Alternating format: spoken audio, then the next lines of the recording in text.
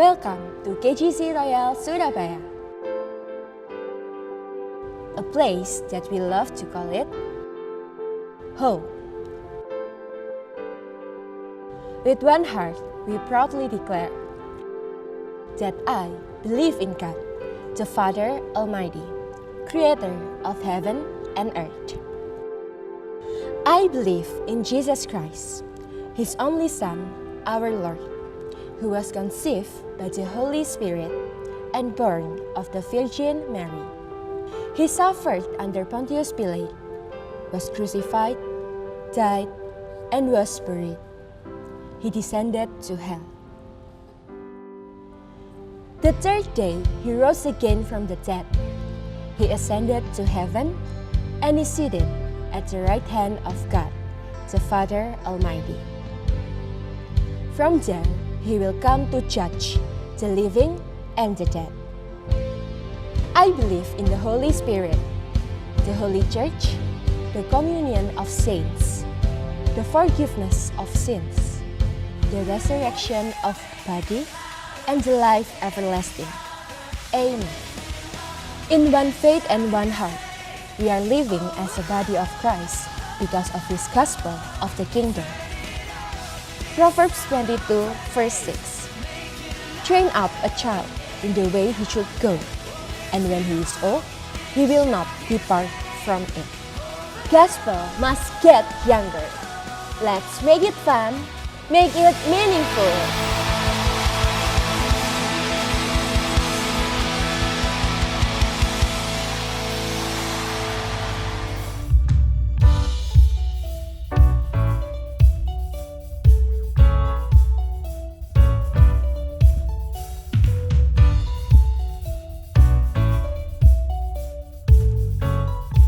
Ready Magicians? Come on!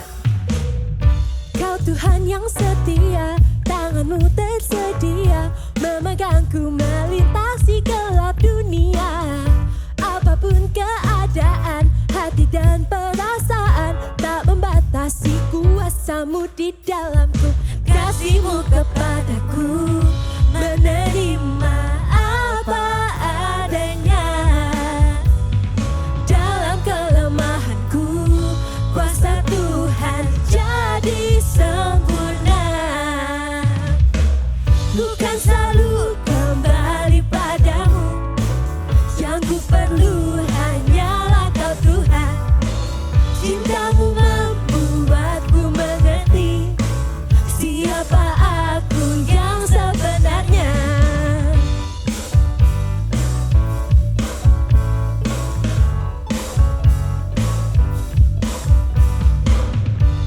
Tuhan yang setia, tersedia Come on!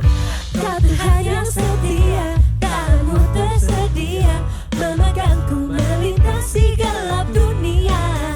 Apapun keadaan, hati dan perasaan tak membatasi kuasamu di dalamku. Kasihmu kepadaku menerima apa adanya. Dalam kelemahanku, kuasa Tuhan jadi sempurna. Magicians, come on! Ku kan selalu kembali padamu, yang ku perlu hanyalah Kau Tuhan.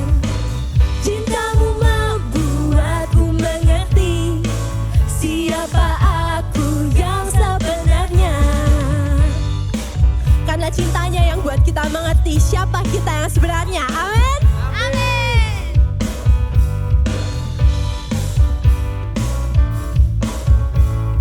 So Magicians, in one voice, let's say, aku karya indahmu, karena ku cerminanmu.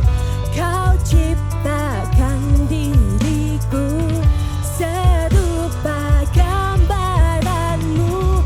Aku karya indahmu, karena ku cerminanmu. Kau ciptakan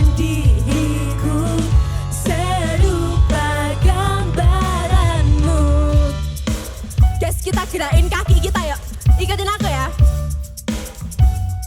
1, 2, 3. Kanan, kanan, kiri, kiri, depan, belakang, depan, loncat. Ku kan selalu kembali padamu.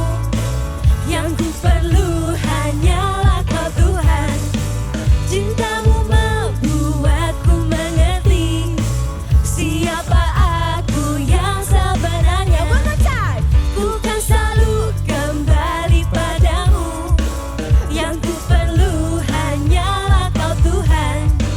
Cintamu membuatku mengerti siapa aku yang sebenarnya. Kanan, kanan, kiri, kiri, depan, belakang, depan, loncat lagi. Kanan, kanan, kiri, kiri, depan, belakang, depan, loncat. Jejisen siap puji Tuhan lebih lagi. Haleluya.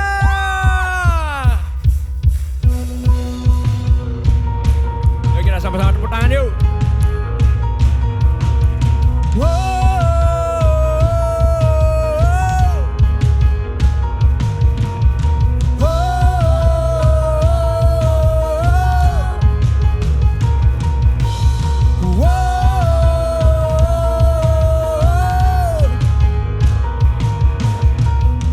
Selangkah demi selangkah ku maju tiada lelah. Sekalipun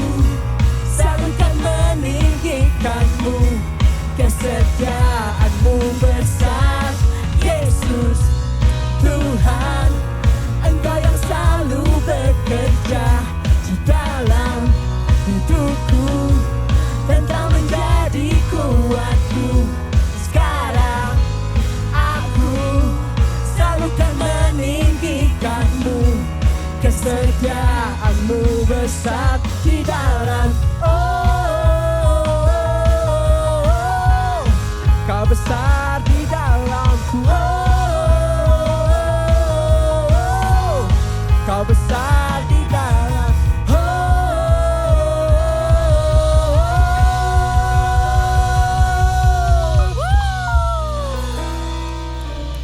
Oke, excited dan have fun banget ya kita sama-sama muji Tuhan. Yes. Dan sebelum kita sama-sama menyembah Tuhan, ada satu ayat yang sudah jadi perenunganku beberapa hari ini, yaitu di Roma 10 ayat 2, terjemahan BIMK. Saya berani mengatakan bahwa mereka bersemangat sekali dalam mengabdi kepada Allah, tetapi semangat mereka itu tidak berdasarkan pengetahuan yang dari Allah. Tanpa usaha untuk mengenal Allah melalui baca Alkitab, kita udah bisa gak sih sama-sama menyembah Tuhan, sama-sama loncat buat Tuhan, sama-sama ke gereja bahkan. Itu gak perlu usaha untuk mengenal, kita bisa melakukan itu kalau kita gak baca Alkitab gitu loh.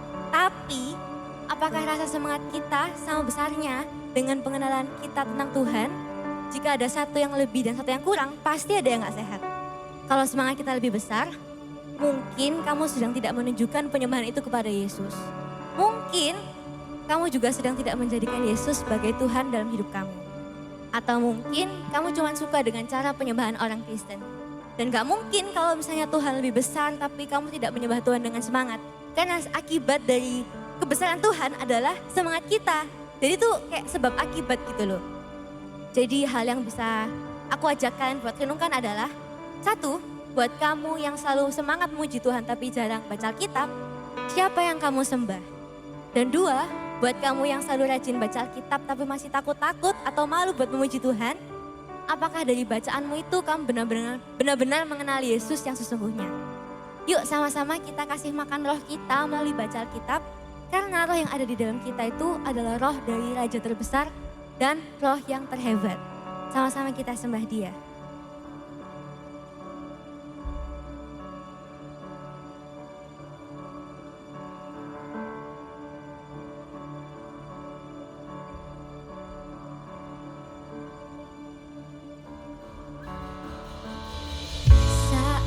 Pencobaan datang menghampiri, tenangkanlah rohmu dalamku. Saat pengharapan seolah terhilang, kasih-Mu membawaku kembali. Preach it, Kejisians. Tuhan di pihakku, ku takkan takut. Kau denganku sampai akhir. Gunung batuku, pengharapanku, Engkau tak pernah goyah. Raja terhebat, tak terkalahkan, Kau Yesus kekuatanku. Saat pencobaan datang menghampiri, ku tenangkan rohmu dalamku. Saat pengharapan seolah terhilang, kasih-Mu membawaku kembali. Tuhan di pihakku, ku takkan takut. Kau denganku sampai akhir.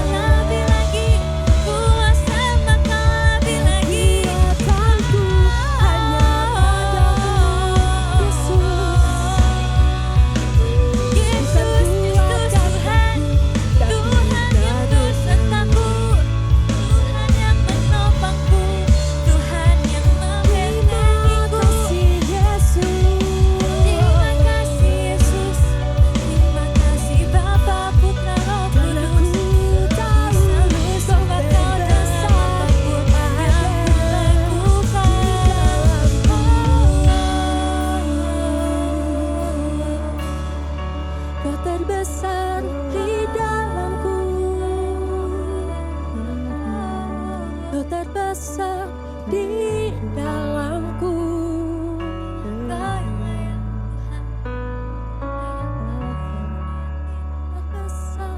Kau terbesar ada di dalam setiap kami.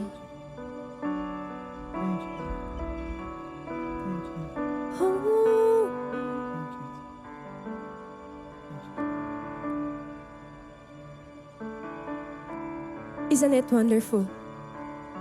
Saat Ia baringkan kita di rumput yang hijau, dan Ia harus baringkan dirinya di atas kayu salib, supaya kita bisa panggil Dia Bapa. Mari kita terus renungkan ini, dan mari kita sembah Dia di Yesus.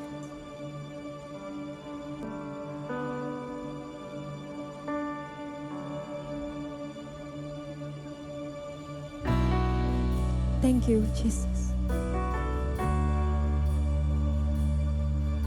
Kau yang layakkan kami buat memanggilmu.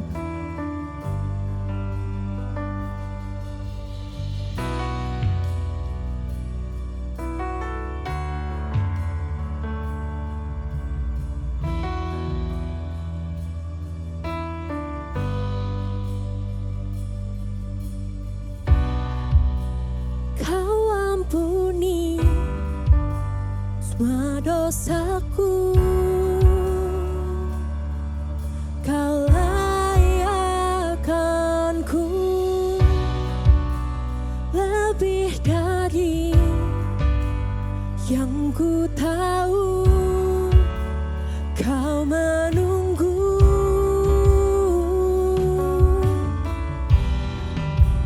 ku bersyukur. Kau Allahku, Kau Allahku. Ku panggil Kau Bapa. Ku milikmu selamanya. Walau ku tak sempurna, tak pernah Kau tinggalkan.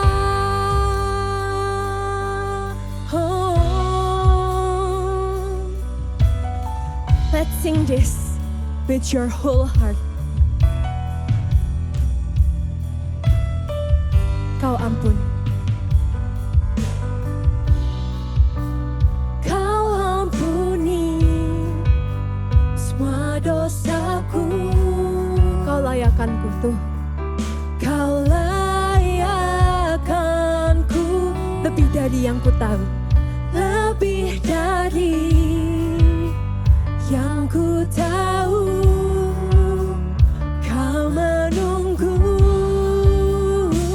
ku bersyukur tuh. Ku bersyukur Kau Allahku. Kau Allahku. Let's shout this, sing. Ku panggil Kau Bapa. Ku milikmu selamanya. Walau kami gak sempurna Tuhan, walau ku tak sempurna,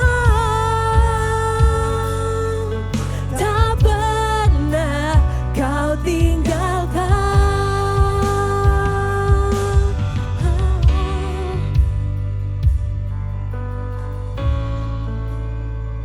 Karena kemana kami kan berlari, kasih-Mu temukan ku, temukan setiap kami.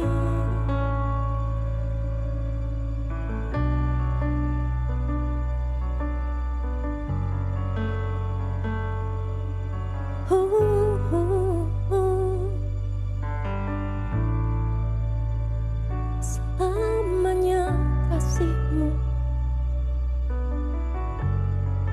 temukan ku.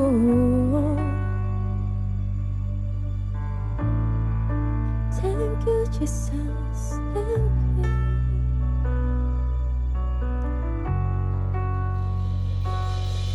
Kemana ku berlari, kemana ku sembunyi kasih-Mu, temukan ku, Kau cukup bagiku. Kemana ku berlari, kemana ku sembunyi kasih-Mu, temukan ku, Kau cukup bagiku.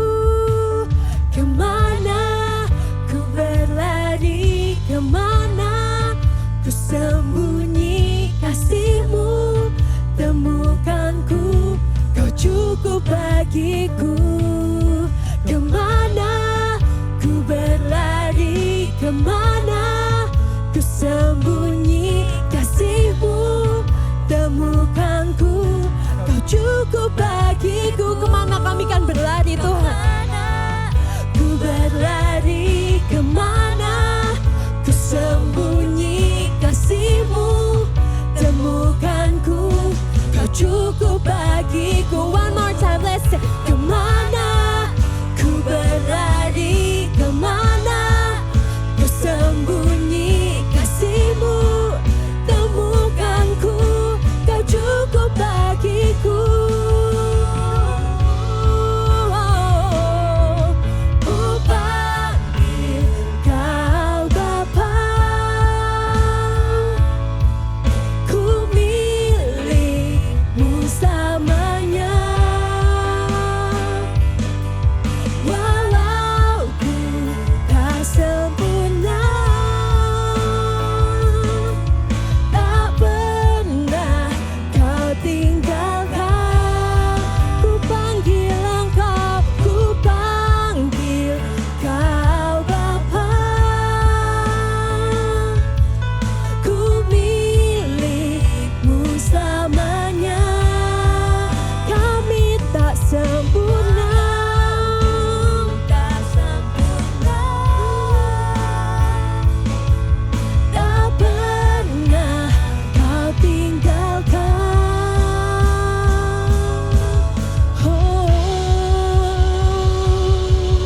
Haleluya, haleluya. Terima kasih Tuhan. Ini kami, ini anak-Mu. Terima kasih untuk waktu di mana kami sudah bisa menyembah dan memuliakan nama-Mu. Dan biarlah kalau hari ini kami bisa sama-sama mendengarkan isi hati-Mu. Dan kami bisa sama-sama menyambut-Mu. Celebrate yourself in this place, Lord. Terima kasih, terpujilah nama-Mu. Terima kasih Tuhan, hanya di dalam nama Tuhan Yesus Kristus. Amin. Silakan duduk, Kejisians. Terima kasih untuk prophetic team hari ini. Sangat luar biasa sekali. Terima kasih untuk multimedia. Terima kasih untuk sound. Terima kasih untuk SO, hospitality, usher, dan semua ministry yang terlibat hari ini. Shalom Kejisians. Wah, kurang. Shalom Kejisians. Yes, gitu dong. Perkenalkan, nama saya Andri Setiawan. Saya adalah seorang suami dari seorang istri dan daddy dari satu anak. Habis ini 2 ya, saudara. Dan salam kenal, baru yang buat pertama kali tahu saya, salam kenal. Dan yang sudah tahu, ya kita refresh lagi gitu kan. Daripada nanti lupa siapa ya Koko itu ya gitu. Oke, sebelum aku masuk ke dalam sermon kita hari ini, aku pengen menyapa dulu Koko dari Koko Kita Tercinta ya. Salah satu take kita, Pastor David Victor, lead pastor dari RGCC Malang. Dan gak kalah spesial, bahkan hari ini menjadi yang paling spesial gitu ya dalam hidupku. Karena ada papi mamiku juga di sebelah sana. Oke, jadi keluarga Feni, Andre ya sudah lengkap hari ini semua di sini. Dan nggak lupa di situ juga ada, aku lihat ada Hosea tadi, Bung Hosea. Halo bro, apa kabar? Oke, kita langsung saja ya. Aku buka sermonku hari ini dengan sebuah pertanyaan. Minuman-minuman apa? Nanti dapat 1 ultra milk ya. Minuman-minuman apa yang paling jago nyanyi? 10, 9, 8, 7, 6, 5, 4, 3, 2, 1. Tetot, susu ultranya buat saya kalau gitu ya. Oke, jawabannya adalah ST. ST12. Oke, mari kita sama-sama bangkit berdiri. Mari kita langsung saja buka di Matius 7 ayat 24 sampai 27. Mari kita sama-sama bangkit berdiri. Matius 7 ayat 24 sampai 27. Di sini sudah ada firman Tuhannya. Oke? Karena ini cuma 4 ayat, kita langsung bacanya sama-sama aja ya. Jadi supaya kita hemat waktunya. Karena khotbahku agak panjang hari ini. Oke? Kita sama-sama mulai. 3, 2, 1. Setiap orang yang mendengar perkataanku ini dan melakukannya, ia sama dengan orang yang bijaksana yang mendirikan rumahnya di atas batu. Kemudian turunlah hujan dan datanglah banjir, lalu angin melanda rumah itu. Tetapi rumah itu tidak rubuh sebab didirikan di atas batu. Tetapi setiap orang yang mendengar perkataanku ini dan tidak melakukannya, ia sama dengan orang yang bodoh yang mendirikan rumahnya di atas pasir.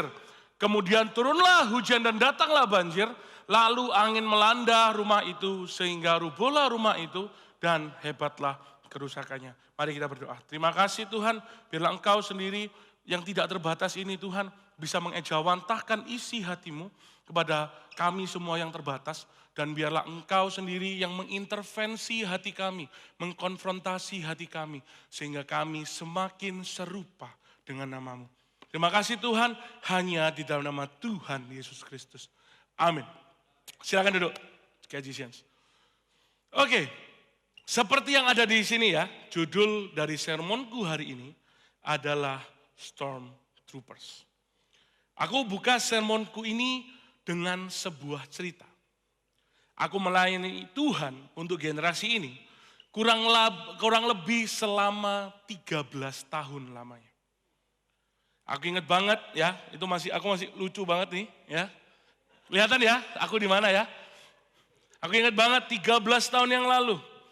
Pertama kali aku melayani di Rocket Royal. Aku jadi koordinator tim pemerhati. Tugasnya apa? Ya, sesimpel memperhatikan semua orang. Aku harus catat tanggal ulang tahun dari setiap orang. Aku harus tahu kalau ada orang yang sakit, dia sakitnya sakit apa. Aku harus tahu semua hal. Nomor teleponnya, alamatnya, nama bapak ibunya, semua aku harus tahu.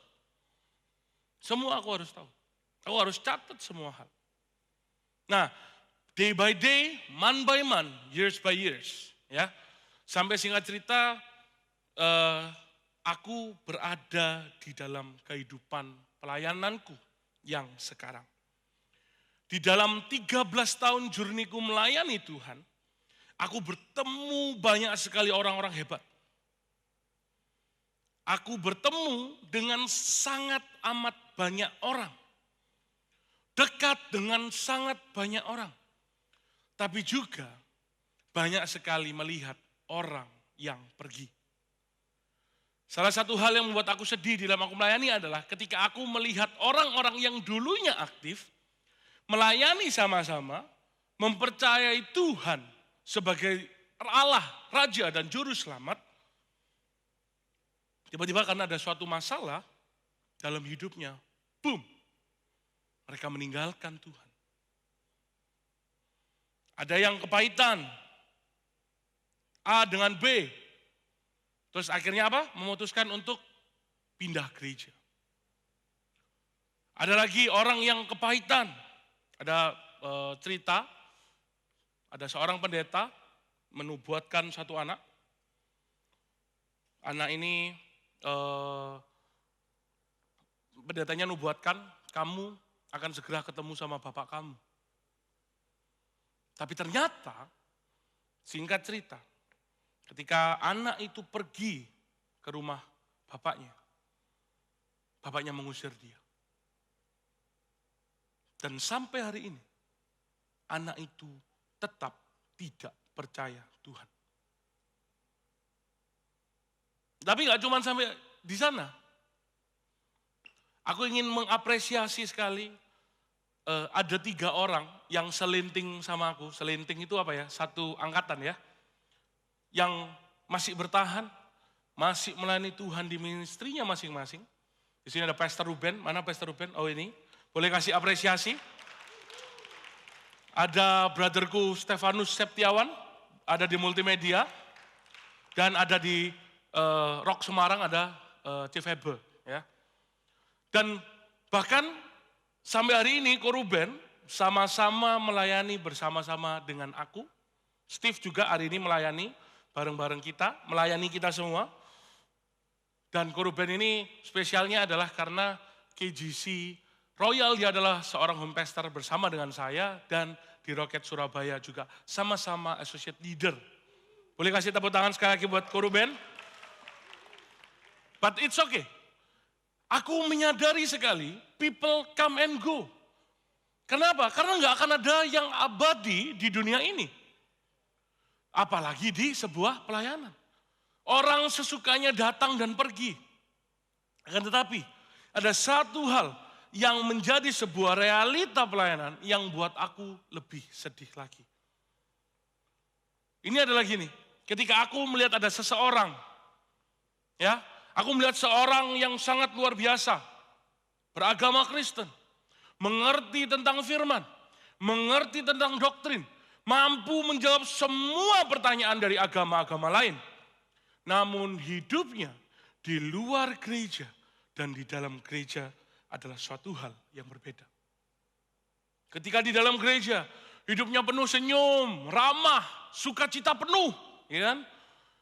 Perpuluhan, amplopnya tebel, gitu ya. Persembahan, 100.000, dikipas dulu, ya. Tebel. Terus kalau keserimpet mau jatuh, bilangnya bukan aduh, bukan. Haleluya. Gitu. Orang yang sangat amat bagus. Kalau kita lihat, apalagi kalau dengar khotbahnya Pastor Hizkia, wah. Orang ini akan selalu excited. Teriak, yes Pastor, come on, preach it. Amen. Ya. Kenapa? Pastor Hizkia mengkhotbahkan Injil Kerajaan Allah. Lalu ada seorang hamba Tuhan lain berkhotbah dan ternyata khotbahnya motivasional. Lalu timbullah satu statement dalam hati, kalau khotbahnya enggak gospel centered, aku enggak mau dengar.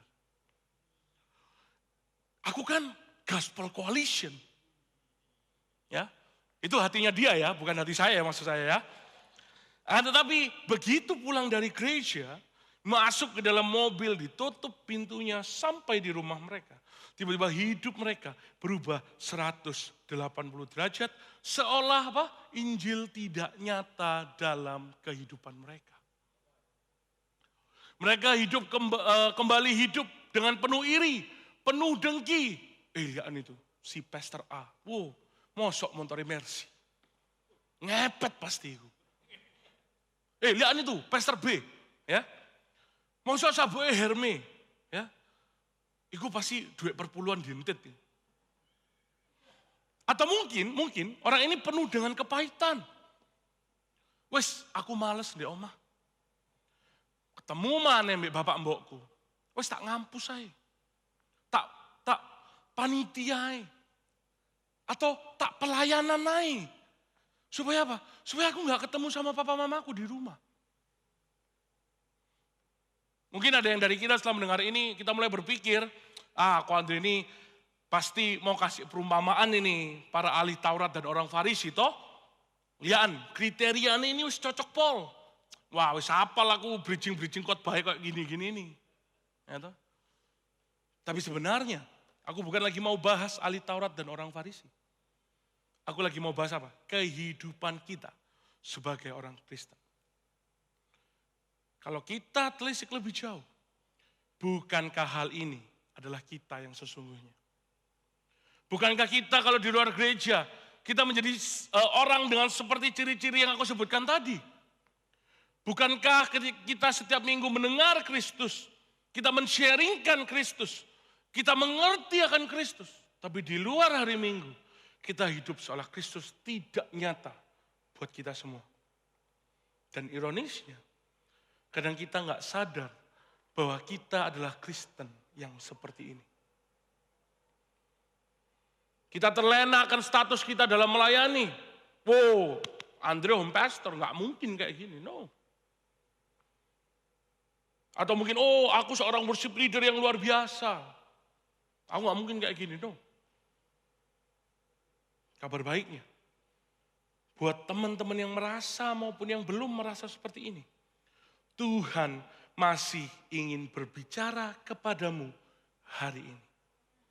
Tuhan masih mau tegur kamu, tegur kita melalui apa? Firman-Nya. Hari ini aku percaya Tuhan sendiri yang akan menegur kita, mentransformasi hati kita melalui firman-Nya. Kalau secara singkat, sermonku kalau kita rangkum dalam beberapa kalimat, beberapa kata, akan membahas tentang bagaimana seseorang yang mengetahui dan melakukan ajaran Kristus akan kokoh walaupun badai datang. Aku punya 2 poin hari ini. Poin yang pertama adalah wisdom maketh man, dan yang kedua adalah the storm of life. Kita masuk yang pertama, the wisdom maketh man. Kita sama-sama baca di Matius 7 24-25. Setiap orang yang mendengar perkataanku ini dan melakukannya, ia sama dengan orang yang bijaksana yang mendirikan rumahnya di atas batu. Kemudian turunlah hujan dan datanglah banjir, lalu angin melanda rumah itu, tetapi rumah itu tidak rubuh sebab didirikan di atas batu. Well, to be honest, I will give you a little secret. Izin dulu Pastor Rizkia, saya bawakan di sini.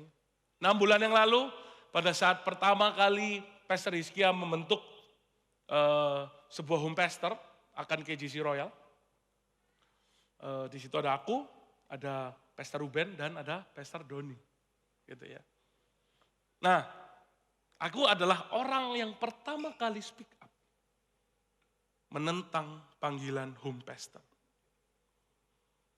Aku ingat benar, aku bilang ke Kohis bahwa please, jangan panggil kami home pastor atau associate pastor atau pastor-pastor yang lain, jangan kok.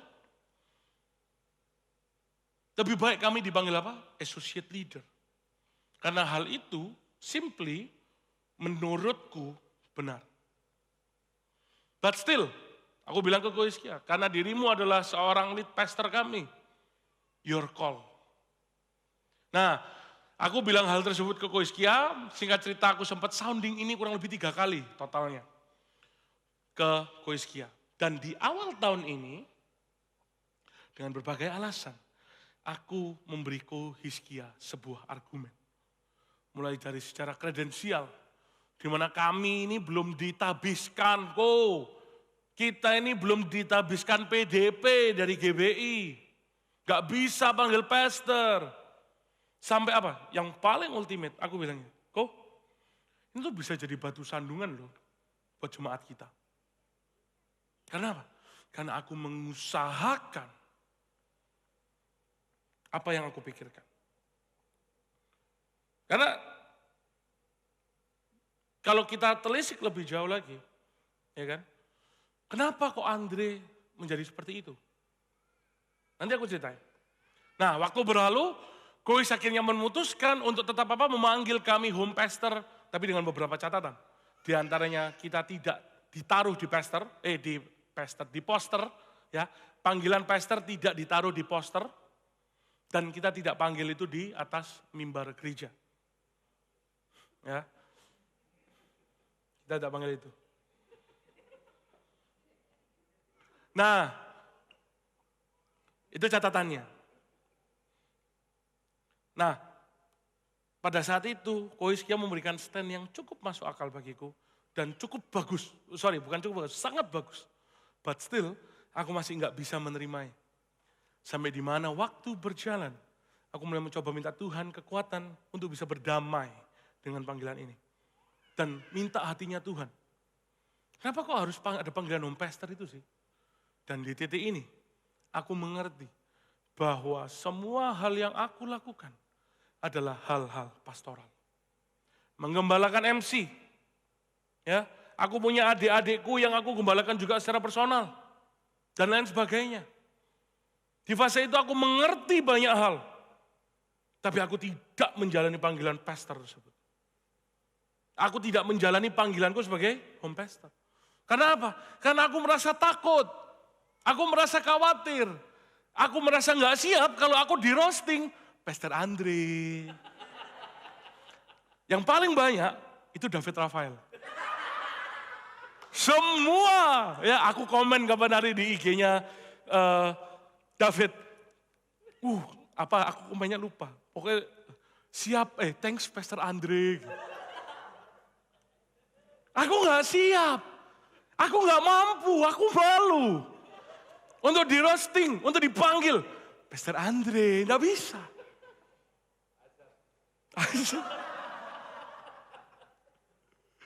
Dulu aku sering roasting gue, Pastor. Gitu. Sekarang aku yang di roasting. Tetapi ternyata setelah aku melakukan, aku menjalani panggilan sebagai home pastor dengan selama 2 bulan ini, hatiku berubah. Caraku memandang seseorang is totally different. Tuhan kasih aku sebuah hal yang aku gak pernah experience. Aku dapat merasakan bagaimana hancurnya seorang hati bapak ketika melihat anak komselnya dalam masalah. Aku bisa dapat merasakan bagaimana senangnya hati bapak kalau anak-anak rohani kita, anak-anak rohaniku bisa menang atas pergumulannya. Dan yang paling bikin bahagia, ketika anak-anakku mulai diubahkan hatinya dan berpadan terhadap Injil Kerajaan. It's really a treasure for me. Nah, kita masuk ke pembahasan kita. Sebagai konteks, kitab Matius ini adalah kitab pertama di Perjanjian Baru. Di kitab Matius ada banyak sekali macam-macam ajaran Kristus. Kalau kita baca di pasal ke-5, ya bisa cari sendiri di rumah aja ya, jangan sekarang.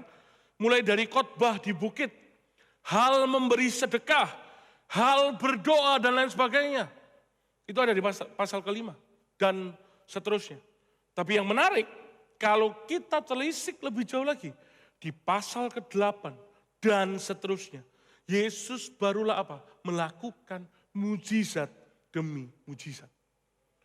Di sini seharusnya kita sadar bahwa Alkitab sedang mengajarkan kepada kita bahwa pengajaran adalah dasar dari sebuah kehidupan. Ini berarti menandakan bahwa pengajaran itu lebih penting dari mujizat. Akan tetapi ada hal yang lebih penting hanya dari sekedar mendengarkan pengajaran-pengajaran Tuhan. Hal yang lebih penting itu adalah apa? Melakukan pengajaran tersebut. Nah, berapa yang dari kita yang mungkin berada di fase ini? Fase di mana kita mungkin mengerti banyak hal. Kita tahu banyak hal. Tapi kita nggak melakukan. Kita paham betul apa isi Alkitab. Dari Kejadian sampai Wahyu, kita khatam. 1 tahun, kok aku khatam. Umurku 28. Aku khatamnya udah 29 kali kok.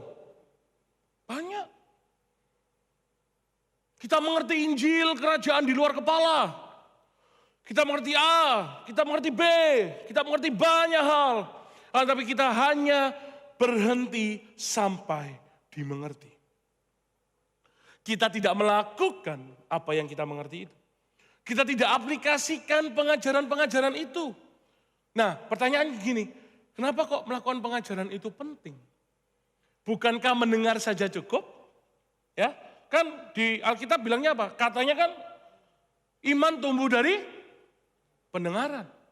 Iman timbul dari pendengaran akan firman. That's true. Iman memang tumbuh dari pendengaran. Akan tetapi melakukan adalah bukti bahwa kita mendengarkan. Tapi nggak hanya stop sampai di sana. Iman kita tidak akan terbukti sampai kita melakukan apa yang kita dengar dari pengajaran-pengajaran Yesus. Paham ya maksudnya ya? Iman kita itu nggak akan terbukti sampai kita melakukan apa yang kita dengar dari pengajaran-pengajaran Yesus. Bayangin ginilah. Ya. Misal kita ketemu sama presiden kita, Pak Jokowi, ya. Terus tiba-tiba Pak Jokowi bilang gini, Andre, saya sudah siapkan 20 sepeda buat kamu. silakan ambil atau kamu boleh bagikan kepada orang-orang di KGC Royal. Nanti saya minta Pas Pampres untuk kirim. Kira-kira apa yang bakal aku lakuin? Ada? Kira-kira apa yang bakal aku lakuin? Dibagikan? Salah. Tak jual. Sepeda tanda tangan Jokowi ya, dari presiden gitu ya. 5 juta, 20, 100 juta. Bercanda, mental pengusaha gini. Bercanda. Nah, pasti tak kasihkan. Pasti tak bagikan. Walaupun sepedanya nggak ada, tapi tak bagikan. Kenapa? Karena itu yang minta adalah seorang siapa? Joko Widodo. Coba kalau sama Widodo Joko. Kenal? Nggak ada. Orang Burhan aja kemarin kuis baru ketemu. Ya kan? Widodo Joko nggak kenal aku. Siapa Widodo Joko? Nggak kenal. Terus disuruh bagikan. Ya nggak tak bagi. Kenapa? Ya aku nggak berani lah. Kenapa? Aku nggak punya hubungan. Bahkan aku nggak punya trust. Aku nggak punya kredensial untuk bisa mempercayai Widodo Joko. Yang aku percayai Joko Widodo. Nah ini sama halnya dengan kehidupan kita. Kita semua sepakat ya, bahwa Kristus adalah dasar kita, betul? Kita sepakat bahwa Kristuslah batu penjuru kita, betul? Nah akan tetapi, pertanyaannya, apakah kita sudah melakukan ajaran-ajaran Tuhan? Kita sudah melakukan perintah-perintahnya? Nah kalau belum, pertanyaannya adalah, di mana kita meletakkan Kristus dalam kehidupan kita? Apakah Kristus hanya menjadi dokunnya kita? Atau mohon maaf, alat pemuas kebutuhan kita? Apakah Kristus hanya menjadi hal yang seperti itu? Atau sebaliknya, Kristus menjadi dasar dan batu penjuru bagi setiap kehidupan kita? Ketika kita sakit, kita berdoa, kita seru-serukan nama Tuhan. Tuhan, aku perlu mujizat-Mu, aku perlu keajaiban-Mu. Ya? Atau mungkin pas kita lagi pekan-pekan ujian, kita berdoa, minta mujizat, supaya nilai kita bagus. Tapi Amin satu kita nonton Netflix. Guys, let me tell you. Untuk hanya sekedar melakukan mujizat, tidak dibutuhkan Kristus sebagai dasar. Kenapa aku bisa bilang gitu? Lihat pasal sebelumnya. Pasal 6 kalau nggak salah. Banyak ajaran-ajaran yang sesat, bukan pasal. Apa ini namanya? Perikop. Ya. Banyak ajaran-ajaran sesat yang ada pada saat itu. Banyak orang melakukan mujizat pakai nama Yesus, pakai nama Allah. Kenapa kata Alkitab? Aku tidak mengenalmu. Tetapi ketika kita membangun hidup yang berdasarkan dengan Kristus, Kristus telah mati untuk kita semua. Agar apa? Agar ia bisa menjadi dasar bagi kita semua. Dia menanggung seluruh dosa kita. Dia dilemparkan ke alam maut yang paling dalam. Agar dia bisa menjadi dasar yang paling dalam kehidupan kita. Mungkin dari kita timbul dalam hati kita. Ngomong tok ya gampang.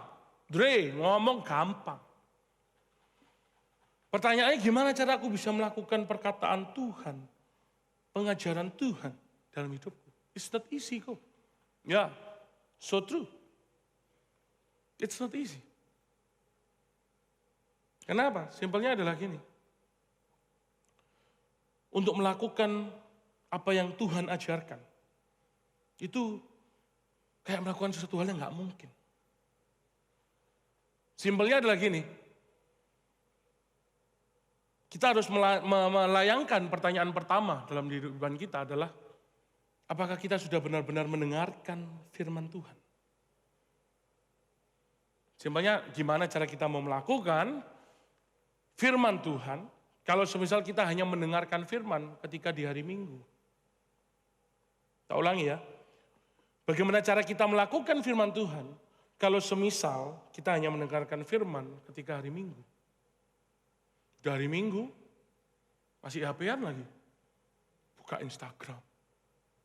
Buka TikTok. Simpelnya adalah bagaimana cara kita untuk dapat melakukan firman Tuhan. Kalau Netflix dan Mobile Legends dapat menggantikan perenungan harian kita. Tapi nggak bisa hanya cukup untuk hanya mendengar. Nggak bisa cukup hanya mendengar. Kita harus merenungkannya di dalam hati siang dan malam. Baru kita bisa melakukan firman tersebut. Aku kasih analogi kayak gini. Since aku memiliki usaha branding, ya, aku harus belajar tentang branding karena basically aku bukan sarjana marketing, ya. Aku sarjana manajemen. Nah, untuk melakukan atau memiliki usaha branding ya kita harus pinter dong, ya kan? Gak mungkin klien kita bisa lebih pinter. Ilmu branding yang paling dasar, 101, ya, ada 3. Ketika kita ingin memasarkan sebuah produk adalah diketahui, dikenal, dan dipilih. Sama-sama kita baca yuk, diketahui, dikenal, dipilih. Ini juga works sebenarnya kalau masuk ke dalam dunia politik, ya. Tapi aku nggak akan masuk ke sana. Aku akan masuk ke dalam contoh yang sangat dekat dengan kita. Siapa yang di sini, aku pengen tanya, baru beli HP yang baru? Baru ini hitungannya dari awal 2023, boleh angkat tangan? Ada? Cuman Feli aja ya? Ada lagi? Nah, siapa yang tahun ini kepingin ganti HP yang baru? Angkat tangan. Kepingin ganti HP yang baru, angkat tangan. Ayo, ini langkah iman. Ayo, mujizat. Ayo. Ya. Banyak ya yang pengen ganti HP. Oke, kira-kira kalau kalian mau beli HP baru, menurut kalian bakal pilih nggak HP baru yang kalian mau? Pilih ya? Pasti pilih. Nggak mungkin kita nggak pilih. Ketika kita kepingin beli HP yang baru, otomatis di pikiran kita hanya akan ada pilihan HP-HP yang kita lihat di sebuah iklan. Entah itu di billboard atau David di sini. Ya. Lucu ternyata ya, tak kira ini garing. Makasih guys, I love you. I love you. Siapa di sini yang kira-kira bakal memasukkan HP yang kita nggak tahu ke dalam wishlist kita? Ada? Nggak ada ya? Tahu HP Blackview nggak? Blackview? Nggak ngerti ya? Nggak ngerti ya? Blackview adalah HP terkuat di dunia ini. Aku nggak tampilin fotonya, nanti pulang di Google. Ya. Blackview itu tahan banting, tahan pecah, tahan air. Snapdragon 855 kalau nggak salah. Itu tapi pada saat itu ya. Itu udah canggih, sudah kayak S8. S10. Itu S20 itu lupa. Tapi apa? Ada yang tahu? Nggak ada. Kenapa? Blackview nggak ada di David di sini, nggak ada. Blackview nggak ada di mana? Billboard, Unpack. Nggak ada. Asing ya namanya ya. Nah, tahu iPhone 14 Pro Max? Tahu? Tahu ya? Kenapa? Ya sesimpel. Semua orang iPhone-nya kalau nggak 14 Pro Max, 12 Pro Max, pokoknya yang bubble-bubble. Ya. Ada juga iklan di David di sini. First impression, iPhone 14 Pro Max. Kalau lihat influencer luar negeri, ada banyak sekali, wah banyak banget. Merky Brownlee dan lain sebagainya. Nah, I will tell you about my story. Aku pas itu mau ganti HP aku dulu Androiders gitu ya. HP ku Android, Samsung Galaxy S7 pas itu. Itu aku nggak lupa berapa tahun yang lalu. Nah, ketika aku mau HP itu sudah mulai cacat ya, baterai sudah susah ya, sinyal itu drop-dropan. Aku memutuskan untuk ganti HP. Aku bingung mau ganti apa ya, S8 atau iPhone XS Max pada saat itu. Nah, pada saat itu, I do research for both of it. Aku riset, aku cari di David di sini, udah ada itu ya David di sini ya. Aku cari di Instagram, cari di internet, www.gsmarena.com, itu lumayan kalau mau buat comparison. I do research. Nah, mulai dari saat itu, aku memilih untuk setia kepada produk Apple dari hari itu. See? Dari pattern ini kita lihat, aku melihat informasi dari sebuah produk, aku mencari fakta dari produk tersebut, baru aku putuskan untuk membeli produk tersebut. Kira-kira apa yang terjadi kalau aku cuma lihat iklan dan tanpa membandingkan? Langsung tak beli, tak cashy, yes. Jawabannya adalah, mungkin aku akan menyesali pembelian tersebut. Tindakan ini namanya apa? Impulsive buying. See? Ini mulai jelas ya patternnya. Ini sama halnya dengan kita. Ini sama halnya dengan kita mendengarkan sebuah firman. Firman kalau kita telan mentah-mentah dan kita langsung lakukan tanpa memasukkannya ke dalam hati, hasilnya akan menjadi sebuah hal yang sangat destruktif. Bayangin, di awal-awal kitab Matius, dibilang, kalau matamu bikin kamu dosa, congkellah matamu. Kalau tanganmu bikin kamu berdosa, potong tanganmu. Jangan-jangan, kalau kita langsung menyerap firman itu, mendengar dan langsung kita melakukan. Bayangin, jemaat-jemaat KGC Royal, tangannya buntung satu. Tidak punya bola mata. See? Ini destruktif. Bukankah ini adalah alasan mengapa kita sangat-sangat penting atau perlu untuk melakukan firman Tuhan? Bukankah ketika kita merenungkan firman, ada Roh Kudus yang membantu kita untuk menerjemahkan semuanya itu dan mengkonfrontasi setiap hati kita. Roh Kudus sendiri adalah sebuah bentuk dari karya keselamatan yang dilakukan oleh Kristus. Sadarilah bahwa Kristus datang bukan hanya untuk membuat mujizat. Kristus datang bukan untuk membuat kita kaya. Kristus datang bukan untuk membuat segala keinginan kita terkabul. Tapi Kristus datang untuk melakukan hal yang kita sendiri tidak bisa lakukan, yaitu membuat hubungan kita pulih dengan Allah. Setelah itu barulah kita bisa melakukan firman Tuhan dalam kehidupan kita. Karena apa? Kita memiliki relevansi terhadap Kristus dan bukan dunia. Bahkan kabar baiknya, apapun kondisi hidupmu saat ini, kemarin kita sudah belajar ya, apapun kondisi hidupmu saat ini, rencana Tuhan tidak bisa gagal. Tapi yang di sini, apapun kondisi hidupmu saat ini, kita telah dimampukan untuk melakukan perkataannya. Nah, pertanyaannya, di skala kondisi, ini yang seperti apa? Seperti apa kondisi-kondisinya? Kita masuk ke poin yang kedua, yaitu the storm of life. Are you excited, KGCians? Are you excited, KGCians? Boleh kasih tepuk tangan untuk Tuhan kita? Supaya kita nggak ngantuk. Kelihatannya ngantuk nih, udah mulai.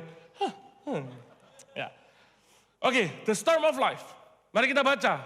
Matius 7, 25-27. Tetapi setiap orang yang mendengar perkataanku ini dan tidak melakukannya, ia sama dengan orang yang bodoh yang mendirikan rumah di atas pasir. Kemudian turunlah hujan dan datanglah banjir. Lalu melanda rumah itu, sehingga rubuhlah rumah itu dan hebatlah kerusakan. Guys, pernah nggak kita merasa di mana kita sudah melakukan semua perkataan Tuhan? Kita rajin beramal, kita selalu berbuat baik, kita tidak mencontek, kita benar-benar tegak lurus dengan kebenaran Injil. Tapi masalah itu tetap datang dan malah bertubi-tubi. Habis masalah ini, timbul masalah itu. Habis masalah itu, belum selesai masalah ini, timbul lagi yang baru. Karena terus kita berpikir, Tuhan, dosa apa ya aku ini? Apa dosaku? Apa yang bikin kamu duka, yang mendukakan hatimu? Perpuluhanku lo rajin Tuhan. Tebel mana? Ya kan? Persembahanku gak pernah ngasih 1.000 Tuhan. Merah. Dosa apa ya? Pernah? Atau kalau enggak kita lagi dalam masa-masa bagus nih, ya kan? Wow, nilai kita bagus semua. Wisuda, belum diwisuda tapi kita sudah terima kerja. Ya toh? Atau klien berdatangan, ya. Banyak orang yang mau beli sepeda motor kita. Banyak orang yang mau beli atau jadi klien IO kita. Terus kita langsung berpikir, wah, apa ini jangan-jangan gara-gara minggu kemarin perpuluhanku tebel banget deh. Atau gara-gara aku berbakti sama orang tuaku. Atau gara-gara aku habis nolong pemulung. Pernah berpikir seperti itu? Let me tell you. Ada sebuah kabar baik buat kalian yang mungkin sekarang lagi dirundung masalah bertubi-tubi. Tapi bukan cuma buat orang yang sedang dirundung masalah. Juga ada kabar baik buat kamu ketika sekarang mungkin adalah fase paling enak dalam kehidupanmu. Alkitab melalui bacaan kita mengatakan bahwa tidak ada perbedaan di antara orang yang mendengar perkataan Tuhan dan melakukannya dengan orang yang mendengar dan tidak melakukan perkataan Tuhan. Semua pasti terkena hujan, terkena banjir, dan terkena angin. Ibarat gini, hujan ini biasanya kan gereja karismatik suka ya kita, hujan berkat gitu ya. Let's say hujan kita hujan berkat ya. Hujan ini ibarat nilai-nilai kita yang bertubi-tubi. Oh Yesusku Tuhan, 100, apa itu 90? IP 444, apa itu 3,5? Magna cum laude. Ya. Atau mungkin klien-klien kita bulan ini 100 juta, bulan depan 200 juta. Banyak berkat datang, hujan anggaplah berkat. Ya. Loh kok aneh, berkat kok kelihatannya kayak ujian gitu, tunggu. Ya. Atau mungkin kita terkena banjir ya. Banjir ini kan susah ya teman-teman. Siapa yang pernah kebanjiran? Habis banjir kan ngapain kita? Bersih-bersih rumah. Tak mungkin banjir susah, aduh tak layah-layah disek banjir mari. Enggak. Ya. Banjir ini ibarat apa? Masa-masa kelam kita, di mana mungkin kita lagi bokek parah. Ya, atau nilai kita lagi merawut. Atau mungkin kita lagi kena angin. Angin ini ibarat kita habis disakiti. Ya. Anak muda kan biasanya gini. Kita disakiti, kita gundah gulana. Gak ada yang tahu kok. I've tried my best. Gak ada yang tahu pengorbananku buat doi. Gak ada yang tahu. Angin kan gak kerasa. Angin kan cuma kerasa. Bisa lihat angin? Gak bisa. But I've tried my best. Nah, singkat cerita, nanti selanjutnya setelah ini, ya, aku akan merangkum hujan, banjir, dan angin dalam satu istilah. Yaitu apa? Badai. Jadi nanti di selanjutnya aku akan menyebut hujan, banjir, dan angin ini adalah badai. Tapi pertanyaannya yang paling mendasar adalah, kalian notice nggak? Badainya sama. Mengapa rumah yang di atasnya batu itu, dengan rumah yang di atasnya pasir itu, badainya sama? Bukankah ini nggak fair? Let me tell you the good news. Ketika badai datang dalam kehidupan kita, itu tandanya apa? Tuhan masih peduli dengan kita. Kok bisa? Aneh ya? Kok badai kok Tuhan kok peduli? Ini dengar baik ya, dengar nih. Ketika, hilang guys, sorry. Dengar baik ya. Karena ketika badai datang, Tuhan sedang ingin mencelikkan dasar hidup kita. Tuhan ingin kita tahu apakah dasar kita batu atau pasir. Kenapa? Karena ketika badai tidak datang dalam kehidupan kita, kita gak akan pernah tahu sesungguhnya atas dasar apa hidup kita dibangun. Karena apa? Rumahnya sama. Sama-sama rumah. Guys, let me tell you. Badai datang bukan karena kita sedang berada di luar Allah. Tapi badai datang justru menghilangkan hal-hal di dalam diri kita yang di luar Allah. In fact, badai itu bukan apa yang terlihat dari luar, tapi apa yang berkecamuk di dalam. Badai bukan berbicara tentang bagaimana cobaan datang silih berganti dalam kehidupan kita, tapi badai berbicara tentang bagaimana besar berhala di setiap hati kita. Berhala di sini konteksnya apa? Hal-hal di luar Tuhan. Bisa jadi berhalamu apa? Hartamu. Bisa jadi berhalamu apa? Pelayananmu. Berhalamu apa lagi? Anakmu, pasanganmu, atau diri kamu sendiri. Ketika kita memandang keberhargaan diri kita lebih daripada Kristus, dirimu adalah berhala dalam hatimu. Ingat ketika Kristus berpuasa 40 hari 40 malam, ingat ya. Apalagi kita udah mau Paskah ini, mungkin kalau zaman dulu ini Kristus lagi puasa ini ya. Terus tiba-tiba ada iblis yang ingin mencobai Yesus ya, di Matius 4 ayat 1. Tahu? Kita buka, lihat nih. Di sini dikatakan, kemudian Yesus dipimpin oleh Roh. R-nya besar. Ke padang belantara untuk dicobai oleh iblis. R-nya besar. Nah ini anakku kayak lagi bersimpu di kaki Yesus. Ya. Dengan kata lain, bukan hanya kita yang Allah izinkan untuk dicobai, tetapi Allah pun membawa Yesus ke dalam badai.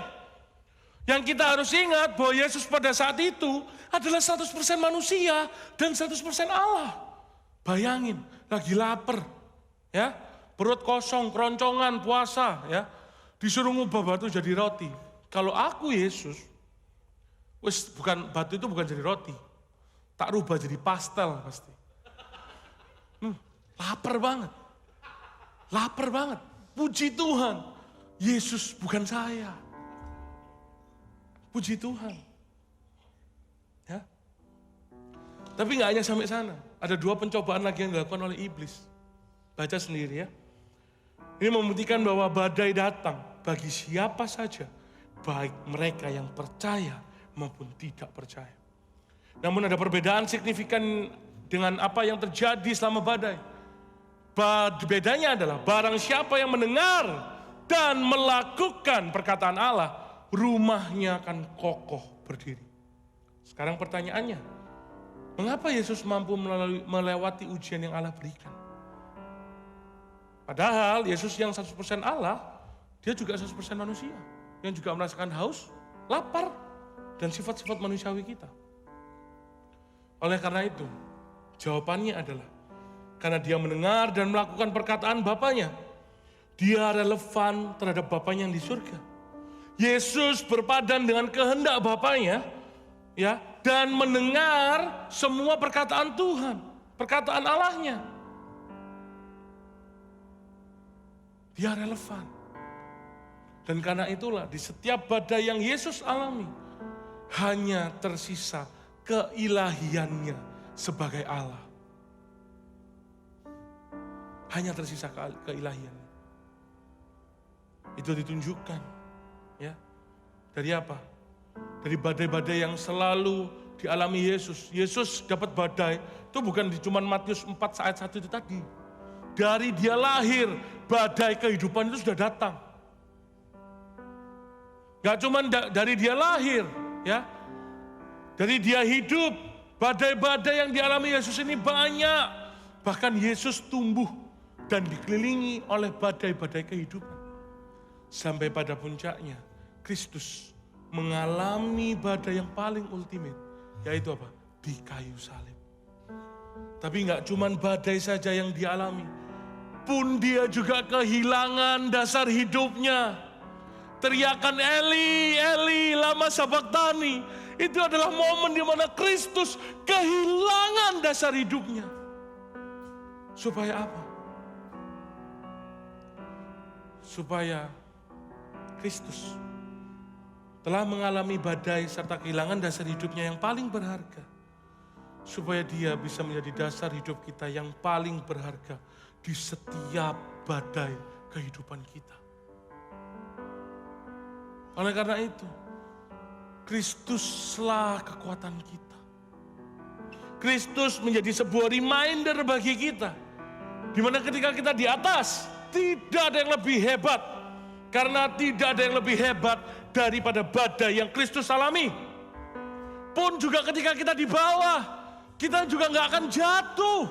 Karena Kristus telah kehilangan dasarnya yang paling berharga. Agar dia bisa menjadi dasar kita yang paling berharga. Isn't it wonderful, teman-teman? Apakah ini bukan kekuatan buat kita? So hari ini, pertanyaannya adalah, mau seperti apa kita mau bawa hidup kita? Apa kita akan hanya menjadi seorang yang bodoh? Yang hanya menyanyikan dasar yang paling berharga itu? Atau kita mau jadi orang yang bijaksana? Di mana kita mau mendengarkan dan melakukan perkataan Allah? Go. Tapi sekali lagi, I've tried my best go. Untuk bisa lakukan. Tapi aku gak mampu. Let me tell you. Mari kita buka ayat terakhir kita. Di Roma 1 ayat 16-17. Aku bacain. Sebab aku mempunyai keyakinan yang kokoh dalam Injil. Karena Injil adalah kekuatan Allah yang menyelamatkan setiap orang yang percaya. Pertama-tama orang Yahudi, tetapi juga orang Yunani. Sebab di dalamnya nyata kebenaran Allah yang bertolak dari iman dan memimpin kepada iman. Seperti ada tertulis, orang benar akan hidup oleh iman. Inilah kekuatan kita.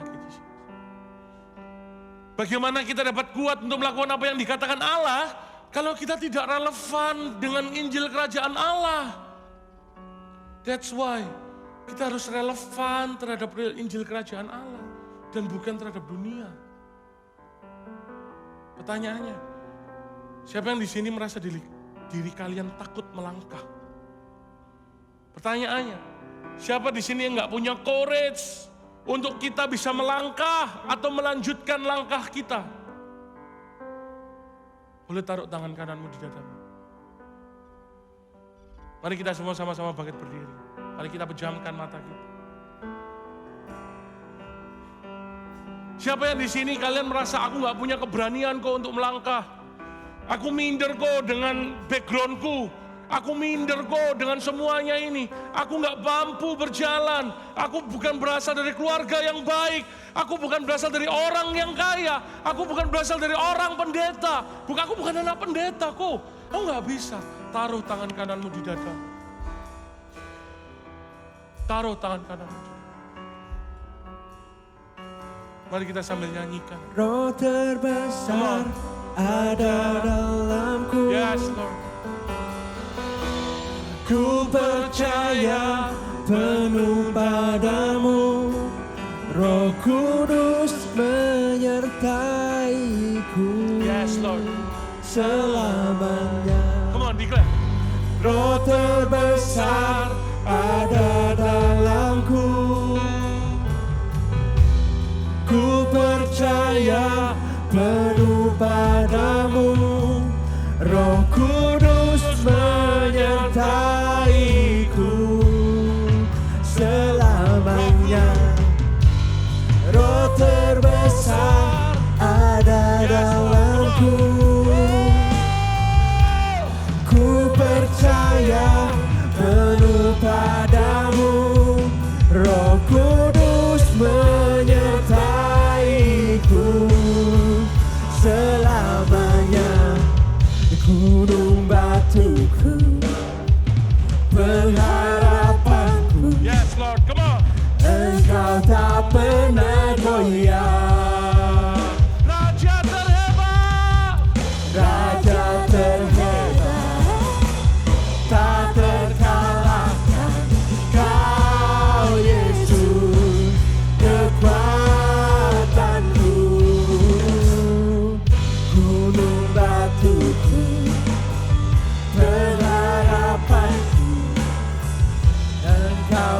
pernah goyah. Raja terhebat, tak terkalahkan. Kau Yesus, kekuatanmu. Roh terbesar ada dalamku. Ku percaya penuh padamu. Roh Kudus menyertaiku selamanya. Roh terbesar ada dalamku. Ku percaya penuh padamu. Roh Kudus menyertaiku. Roh Kudus menyertaiku selamanya. Siapa yang merasa hidup kalian seperti itu? Yang tadi menaruh tangan kanan kalian di dada.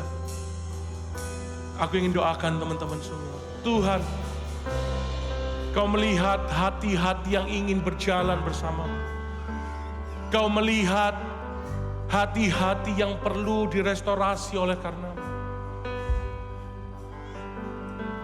Adik-adikku yang menaruh tangan kanannya di dada. Inilah tanda, inilah bukti bahwa mereka ingin Engkau berkarya dan membuat courage dalam kehidupan mereka. Tapi gak hanya itu Tuhan, biarlah Engkau sendiri yang menjadi dasar kehidupan mereka. Biar Engkau sendiri yang menjadi rumah, pondasi rumah yang kokoh bagi kehidupan mereka. Sehingga mereka mampu untuk melakukan Injil Kerajaan. Terima kasih, hamba-Mu sudah selesai Tuhan. Tapi hamba-Mu percaya kuasa-Mu tidak akan pernah selesai. Engkau sendiri yang akan mengejawantahkan. Engkau akan mengartikan lebih lagi dalam setiap hati kami Tuhan. Terima kasih, hanya di dalam nama Tuhan Yesus Kristus yang percaya sama-sama katakan, Amin. Thank you, God bless you.